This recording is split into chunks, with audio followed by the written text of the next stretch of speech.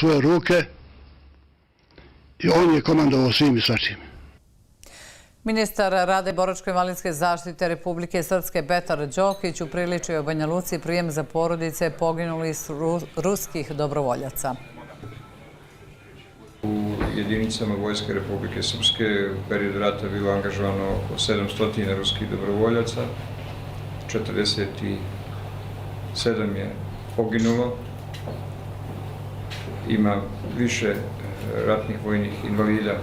Republika Srpska je za sve članove porodice u skladu sa zakonom o pravima boraca ratnih vojnih invalida osigurala njihov status. Все родственники, которые обратились за помощью, они имеют назначенные инвалиднины и пенсии. Svi članovi porodice koji su obratili za pomoć, svi imaju invalidnine i penzije. Но это все говорит о том, что вы действительно чтите. To sve svjedoči o tome da vi zaista poštujete Участие наших родных и близких. učešće naših najbližih u ovom ratu.